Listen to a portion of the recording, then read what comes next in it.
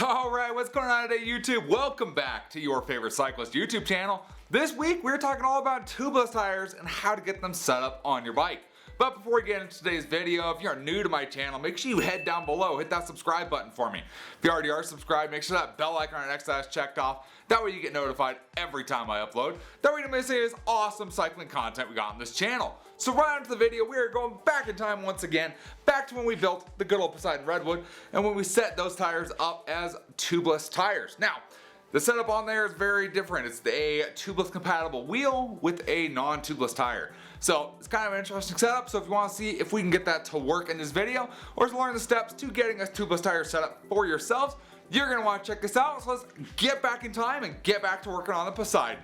Okay, so we're going to get these set up tubeless. I'm not sure how much I recorded. I just found out my camera was off this whole time. So alright, so we got the tire off. It looks like this is going to work. I'm not really concerned about the tire as much as I was before. So what we need to do is we need to take off our current rim strip in here. So we're going to take off just your standard rim strip. Pretty much all this is good for is protecting your tube from getting poked by the spokes or going down into that hole. So we don't need this. Get rid of that. So I'm going to grab a paper towel, wipe down the whole inside, and we'll start taping this wheel up. Just like that. And then stands. Got the stands tape here. This is a 30mm wide tape is what this is. This is what Poseidon recommends on their site for these wheels, so that's what we're using. Okay, scissors acquired. So now we can grab our stands tape here and cut it just underneath that block there. Okay. Pick our wheel back up, and they say to start opposite of your valve stem. So we'll start like right here, and we want to get it in there really tight. This is definitely a tight fit in here, but that's how it's supposed to be. It's supposed to be a really good airtight seal. There we go. Okay, and as we pull, we need to make sure it's going in nice and tight, preferably. One time around, push that down. Okay, so that's pretty much sealed. Then we need to find our valve stem here, and we will go poke our way up through the valve stem hole, maybe down. There we go. All right, and then we got our tubeless valves. Now I've had these for a while. These are just the stands, no tubes, universal valve, 35mm with a removable cord.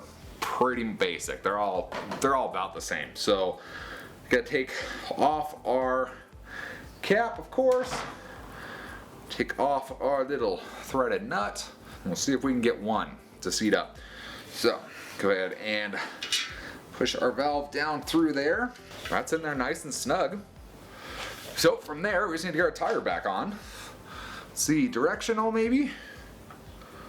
Direction, spins this way, alright. I'll kind of get it popped up onto the wheel here. Okay. There we are. So we'll pop our other side of the bead in here. There's not really a logo on these because they're just all black. And it says Kenda on opposite sides of the tire. So normally I'm a big fan of lining up the logo. There's no logo, so I'll end up with the Kenda, I guess. Jeez Louise. There we go. So then I'm going to, I'm trying to remember if I put the valve in or not. Well, I'll take it out. So we're going to try this first. So we'll try and take the core out of here first. Alright, so valve core out. Try and hook our pump up to this, see if we can get it seat. Let's see what we can make happen here. See if we can seat them without any sealant in here. If we can seat them without sealant, we're doing good. We going tubeless today, boys. Woo! Dude, that popped on like no issue at all. What? I've never had one seat that easy before. All right. Easy part now, I'm just put sealant in there. So obviously you buy your sealant, it's like this. This is just stands. That's what I've used on everything for the longest time, and I've never had a problem with it.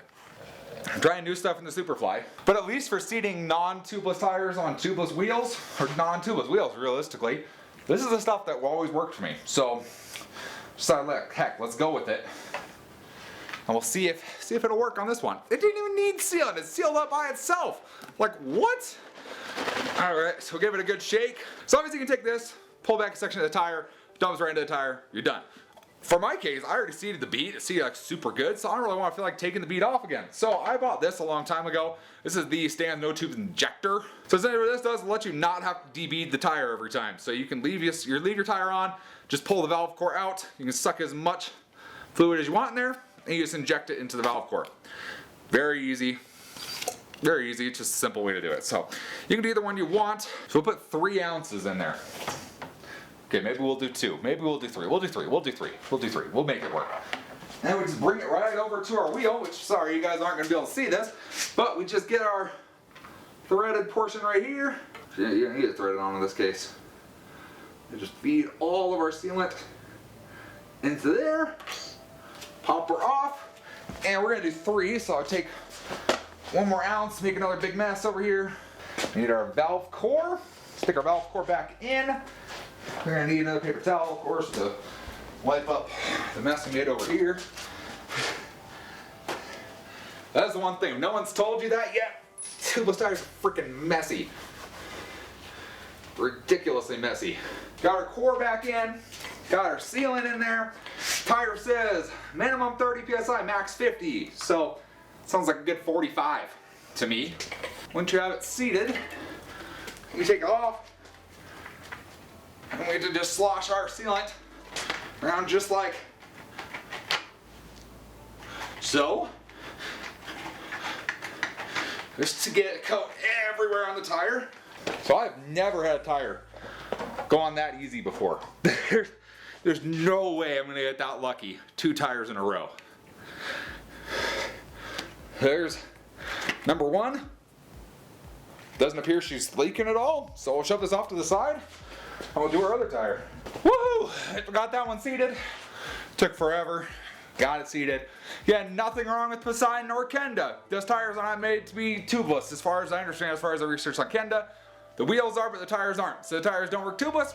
Kind of on Kenda. It's kind of on me. I'm just trying to set them up this way so it works better for me.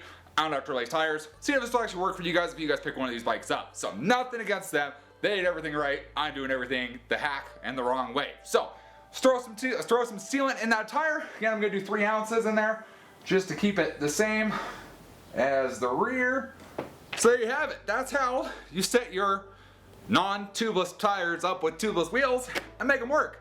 Honestly surprised it actually worked, and it worked fairly easily. So that's gonna be it for today's video. Hopefully you're able to learn something. Found it entertaining watching me suffer doing tubeless tires. If you did, give it a big thumbs up. Appreciate the support.